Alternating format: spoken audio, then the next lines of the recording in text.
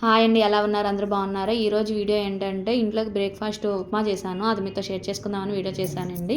దీనికోసం ముందుగా సేమియా ఫ్రై చేసుకొని పక్కన పెట్టుకున్నాను. అదే కళాయిలో ఆయిల్ వేసుకొని శనగపప్పు, కొంచెం మినపప్పు, పోపు గింజలు, జీలకర్ర, జీడిపప్పు వేసుకొని బాగా ఫ్రై చేసుకున్నాను. అవి బాగా ఫ్రై అయిపోయాక పచ్చిమిర్చి, కరివేపాకు, సన్నగా పొడుగ్గా కట్ చేసుకున్న ఉల్లిపాయ ముక్కలు వేసుకొని ఫ్రై చేసుకున్నానండి.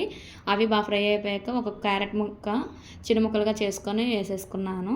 బాగా ఫ్రై అయిపోయాక ఒక టమాటా వేసుకున్నాను. అది కూడా బాగా ఫ్రై అయిపోయి దగ్గర అయిపోయాక కొంచెం సాల్ట్ వేసుకొని ఇంకా ఒక గ్లాస్కి సేమియాకి 2 గ్లాసులు వాటర్ వేసుకున్నానండి. వాటర్ వేసుకొని బాగా కలిపేసి మూత పెట్టేసుకోవాలి.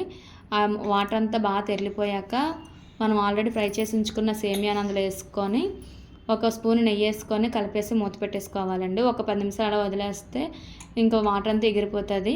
సేమియా అయితే మాత్రం అస్సలు స్టిక్కీగా అవ్వదండి, పొడి పొడిగా ఉంటుంది, చాలా బాగుంటుంది. ఏ సేమియా అయినా సరే ఇలా చేసుకుంటే అస్సలు స్టిక్కీగా అవ్వదు.